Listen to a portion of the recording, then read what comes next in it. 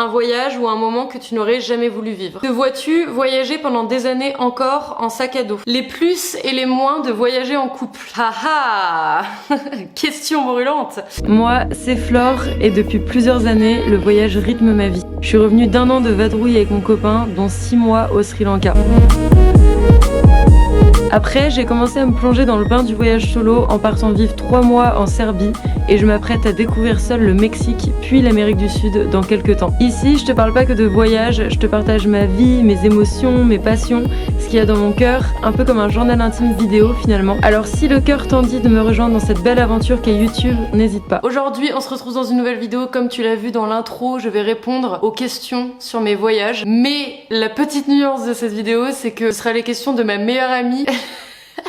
Parce que je n'ai pas encore de communauté pour me poser des questions. Donc du coup, si tu veux me poser des questions sur mes voyages et tu veux que j'y réponde sur Instagram ou en vidéo, viens me suivre sur Instagram, je te l'affiche ici. Je sais que c'est un sujet qui intéresse les gens, donc du coup je me suis dit, vas-y, je vais demander à ma meilleure pote quelles sont les questions que tu te poses par rapport à mes voyages. Du coup, je vais sortir les petites questions qu'elle m'a envoyées, mais je m'en souviens plus du tout, en fait ça fait plusieurs semaines qu'elle m'a envoyé ces questions-là. Donc si les questions sont intéressantes, bravo chéché. Par contre, si elles sont pas intéressantes, vous allez vous plaindre auprès d'elles parce que ce n'est absolument pas de ma faute. Quel a été ton tout premier voyage en sac à dos? Mon tout premier voyage en sac à dos, ça a été du coup l'Espagne, quand on a décidé de partir avec mon copain juste après ma licence. On a fait en stop et en bus toute la Costa Brava pour aller jusqu'à l'Andalousie. C'était vraiment très très cool, j'ai des très bons souvenirs de ce voyage-là. Y a-t-il un voyage que tu aimerais revivre ou un instant en particulier? Franchement, quand je dis cette question, le premier truc qui me vient en tête, c'est la Thaïlande. C'est un pays qui m'a tellement marqué par les goûts, les odeurs, les couleurs. Là-bas, la bouffe est juste excellente. L'herbe est vert fluo, l'eau est très bleue, les temples sont en or flashy. T'as des couleurs qui sont très vives, très présentes. Et c'est vraiment un pays que j'ai adoré, j'aimerais bien y retourner un jour. Et en plus, je suis allée dans d'autres pays d'Asie après, et en fait, je m'attendais à retrouver justement cette ambiance. Et finalement, en fait, c'était très très propre à la Thaïlande, c'est un monde à part, c'est vraiment super comme pays. À l'inverse, un voyage ou un moment que tu n'aurais jamais voulu vivre. Alors c'est un peu fort, jamais voulu vivre, parce que chaque expérience est importante, et puis ça te fait te forger tes avis sur ce que tu aimes ou ce que tu n'aimes pas. Mais c'est vrai qu'il y a un pays que j'ai beaucoup moins aimé. Je l'avais déjà abordé vite fait dans une ancienne vidéo, mais j'avais pas dit le pays parce que j'avais pas envie de me faire lyncher. Mais après je me dis, c'est que mon expérience personnelle, donc je peux le dire, c'est le Maroc. Alors c'est un pays que je n'ai pas du tout aimé. J'ai des bons souvenirs, c'est-à-dire qu'on a fait la route de Ouarzazate, j'ai vu des paysages mais vraiment spectaculaires. On est passé des montagnes enneigées au désert du Sahara. Enfin, c'était vraiment sublime en termes de nature. Par contre, c'est vrai que les villes marocaines telles que Marrakech, Fès, même Essaouira, j'ai pas du tout aimé. Je sais pas, les médinas, le fait qu'on t'alpague tout le temps. Je me suis pas sentie bien en tant que femme dans ce pays. Vraiment, ça a été, je crois, mon pire voyage. Je dirais à 80% de mon voyage. Pourtant, je suis restée 3 semaines, 1 mois. Je me suis pas du tout sentie bien. Je me suis pas du tout sentie à l'aise. Encore une fois, c'est très très propre à moi parce qu'il y a plein de gens que je connais qui ont adoré ce pays et c'est un de leurs pays préférés. C'est vraiment très personnel, mais moi, c'est un pays où je ne reviendrai plus jamais. Te vois-tu voyager pendant des années encore en sac à dos? Alors non, je me vois pas en fait être tout le temps en sac à dos en voyage parce que il y a des moments vraiment, je pense que pour ceux qui sont partis plusieurs mois en voyage, ils vont être d'accord avec moi. Il y a un moment où t'as envie de te poser quoi, t'as envie de retrouver des habitudes et même si tu te poses dans un appartement pendant longtemps, c'est pas pareil que revenir chez soi, revenir dans sa ville, être avec ses proches. Il y a des moments en fait j'ai envie d'une routine, c'est vraiment quelque chose qui me manque. Donc non, je me vois pas être en sac à dos comme ça pendant des années. Mon rêve ultime ce serait d'avoir les deux, ce serait de pouvoir avoir mon appartement, mon chez moi, mon cocon, mon ancrage en fait, avec mon boulot dans une ville de France que j'aime, et en même temps d'avoir la liberté de pouvoir partir quand je veux au niveau de mon emploi du temps, au niveau de mes moyens financiers, de me dire bah voilà, si j'ai envie de partir 6 mois, je peux et je suis pas obligée de quitter mon travail ou quoi que ce soit. Donc ça, ce serait mon idéal, ce serait un juste milieu en fait. Un endroit, un pays que tu rêves de faire plus que tout. Il y en a plein.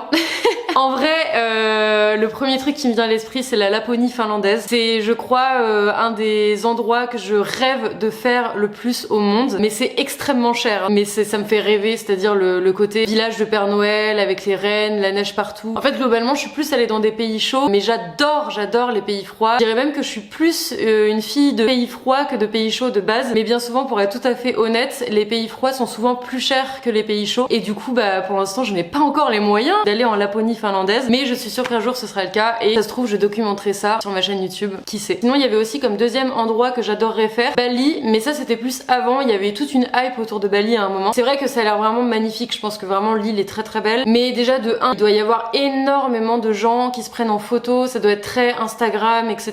Et du coup très dans le faux semblant, très dans le fake, ça me plaît mais pas du tout, c'est-à-dire que l'authenticité est partie très très loin là-bas. Et deuxième chose, je pense que l'Indonésie c'est tellement vaste, c'est tellement grand, il y a tellement d'îles qu'il doit y avoir des îles qui sont beaucoup plus belles que Bali, c'est juste que Bali on en a fait une fixette. Donc du coup je dirais pas Bali, mais je dirais l'Indonésie en général, c'est vraiment un pays où j'aimerais beaucoup aller. Et sinon je crois que c'est tout, mais de toute façon tous les pays m'intéressent en soi, chaque expérience est bonne à prendre. En général, comment te sens-tu la veille d'un départ pour un long voyage? Alors bizarrement je me sens pas du tout stressée, si peut-être vous attendiez à cette réponse. Je pense qu'à partir du moment où en fait tu prends l'habitude de prendre l'avion, de devoir gérer tout ça, ça commence à passer tout seul. J'ai plutôt hâte en fait de partir à de nouvelles aventures. Mais par contre c'est vrai qu'il y a un stress qui s'est rajouté avec la pandémie, de devoir tout gérer, les visas, les tests, t'as tellement 10 000 choses en plus à gérer, c'est tout simplement hallucinant. Donc je dirais que j'ai quand même un stress au moment du test PCR souvent, parce que finalement c'est le truc qui va déterminer si tu peux partir ou non. Mais ça l'était surtout là les 2 dernières années quand j'ai beaucoup voyagé, c'est vraiment le pass pour pouvoir rentrer dans tous les pays, et si tu l'avais pas c'était mort quoi. Ton moyen de communication favori avec tes proches quand tu es loin d'eux en voyage? Bah WhatsApp, la base.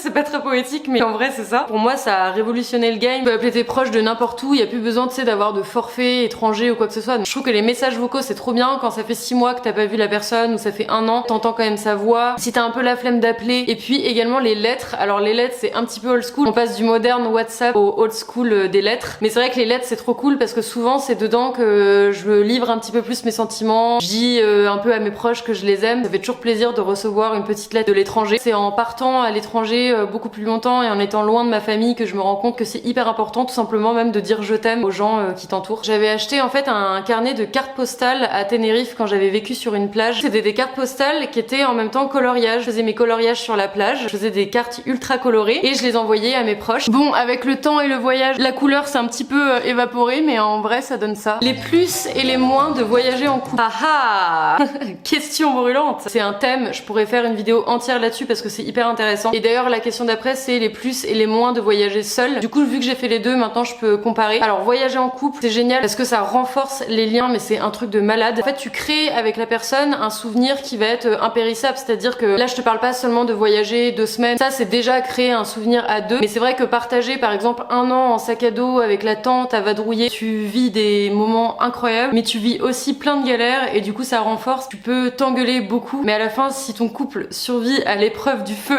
c'est un peu ça finalement, le fait de partir plusieurs mois comme ça en couple, c'est vraiment un méga test pour savoir si tu peux passer encore des années avec ton mec ou ta copine, ou même passer ta vie, parce qu'en fait tu vois l'autre dans ses meilleurs états mais ses pires états, parce que des fois on manque de sommeil, nos proches nous manquent, on a envie de rentrer, c'est tout sauf la routine pour le coup, mais c'est vrai que des fois la routine ça rassure. Quand tu sors tout le temps de ta zone de confort, du coup ça peut provoquer des fois des frictions, mais je dirais que c'est un point positif et négatif. Positif dans le sens tu peux en ressortir encore plus soudé avec la personne que tu aimes, mais négatif dans le sens aussi ça peut être extrêmement épuisant. Moi je sais qu'avec Stéphane il y avait des moments ça pouvait très bien se passer pendant des semaines, c'était absolument génial, et il y avait des moments on se disputait mais c'était horrible parce qu'en fait tous les jours on avait des disputes qui duraient 2 heures, ou alors c'était plus des périodes où on se disputait pas pendant 2 heures mais c'était des toutes petites frictions pour plein de petits trucs dans la journée, et à la fin en fait ça finit par t'épuiser mentalement. Il y a des moments où tu peux plus voir la personne avec qui t'es en peinture, ça peut être ton amoureux, ta meilleure pote, ta mère, enfin n'importe qui. Quand t'es H24 avec quelqu'un ça finit toujours par frictionner, et pour moi l'être humain de base il est pas fait en fait pour rester H24 avec une personne. Mais je dirais qu'avec le recul, quand tu repenses aux périodes de voyage comme ça sur le long terme, finalement t'oublies complètement les mauvais moments, tu penses qu'au bon moment, enfin vraiment, en tout cas moi ça me fait ça globalement. Aussi d'un point de vue négatif, quand t'es en couple, le fait de pas être à ton rythme, ça c'est un truc qui peut être chiant à la longue, parce que t'es avec quelqu'un qui a pas exactement le même rythme que toi, ça peut être vite un peu relou. Par exemple Stéphane n'a pas du tout le même rythme que moi, il essaye de se caler au max à mon rythme. Lui c'est quelqu'un quelqu'un de très en retard, moi je suis très ponctuelle et je suis également très impatiente. Donc en fait c'est vrai que quand t'es tout le temps avec la personne, tu dois constamment t'adapter. Donc en gros, en point positif, je dirais que ça soude énormément, t'en apprends énormément sur ton partenaire. Ça te fait gagner pour moi mais des années de relation, honnêtement. Tu pars un an en tente, en sac à dos avec ton mec ou ta meuf, je peux te dire que ça va t'économiser des années. Ça se trouve 5 ans après, quand t'habiteras avec lui, tu te rendras compte que c'est pas la bonne personne. Là au moins tu passes un an et tu sais si elle peut te correspondre au quotidien. Je dirais même que ça peut précipiter un mariage, mais ça peut aussi précipiter une rupture. Malgré les disputes, en fait, vraiment avec Stéphane, ça a été un accélérateur dans le sens positif. Et maintenant, ça va faire 9 ans à la fin de l'année qu'on est ensemble. Et bien sûr, voyager seule, du coup, j'ai expérimenté la Belgrade. Je suis partie en Serbie pendant 3 mois. Alors, je dirais en point positif, bah, le contraire des points négatifs, en fait, de quand t'es en couple, c'est-à-dire que tu peux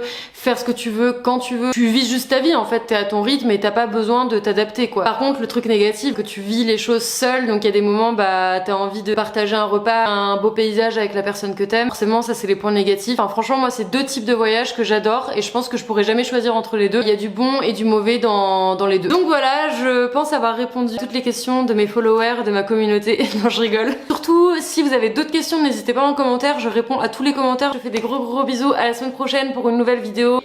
Je t'embrasse très fort et passe une très bonne journée. Gros bisous. Two-tone, wristwatch, Patek, new phone, bad bitch, I had to bag it. Big drugs, no shit, I'm an addict. Keep that white on me like a fucking